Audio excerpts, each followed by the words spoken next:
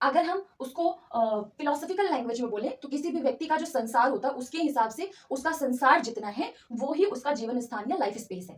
ठीक।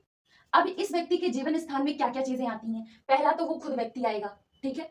उस व्यक्ति के अलावा उस व्यक्ति की जो आंतरिक व्यक्तिगत स्तर है, आंतरिक व्यक्तिगत स्तर, इसका मतलब जो उसकी जरूरतें हैं, जो उसकी नीड्स हैं, वो सारी चीजें इसके जीवन स्थान में आएगी। उस पर्सन से रिलेटेड दो चीजें होती हैं जो कि इंपॉर्टेंट है, जो कि उसको किसी भी चीज को या किसी व्यवहार को करने के लिए प्रोत्साहित करती हैं।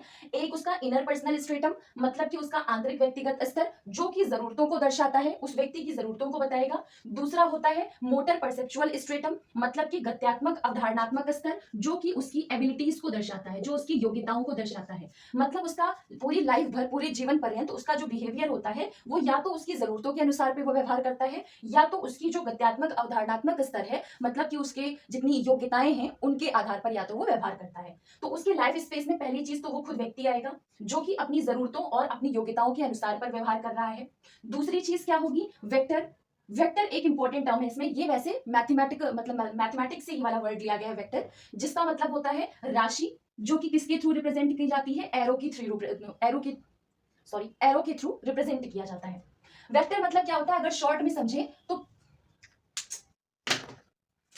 वेक्टर मतलब फोर्स। शॉर्ट में कहें तो जो फोर्स होता है या किसी भी चीज पर जो बल लगाया जाता है उसी को वेक्टर कहते हैं। फोर्स मतलब अगर नॉर्मली अगर उसके टर्म में देखें, हम फिजिकल टर्म में देखें या फिजिक्स में मैथमेटिक्स टर्म में देखें, तो किसी भी चीज की, जो किसी भी चीज के ऊपर बल लगाया जाता है उस बल की स्ट्रेंथ कितनी है और उस बल की दिशा कितनी है, इसके लिए वेक्टर वर्ड या फिर राशि का यूज किया जाता है। लेकिन अगर साइकोलॉजिकल टर्म में देखें तो वो सारी चीजें जो कि किसी भी व्यक्ति को उसके व्यवहार, फिजिक्स मतलब साइकोलॉजिकली रिलेटेड जो उसके बिहेवियर है, साइकोलॉजिकल मूवमेंट्स को करने के लिए जो प्रभावित करते हैं, वो सारे के सारे फोर्सेस क्या कहलाते हैं? वेक्टर। ठीक है। कुछ ऐसी चीजें होती हैं जो कि हमको मोटिवेट कर देती हैं जिससे कि हम अपने गोल की तरफ बढ़ पाए, तो वो हो गया पॉजिटिव वेक्टर या फिर पॉजिटिव बैलेंस कह सकते हैं। ऐसी बहुत सारी चीजें होती हैं जो हमको हमारे गोल्स तक ले जाने में हेल्प नहीं करती हैं या फिर हमारे गोल्स तक पहुंचने में हमको रोकती हैं, वो होते हैं नेगेटिव वेक्टर या फिर नेगेटिव बैलेंस कह सकते हैं। तो इस हिसाब से जो व्यक्ति है उस व्यक्ति की इन जरूरतों को यूज करने के लिए या फिर उन जरूरतों को या फिर उन योग्यताओं को करने के लिए दो तरीके के वेक्टर होते हैं जो उस व्यक्ति के ऊपर काम करते हैं।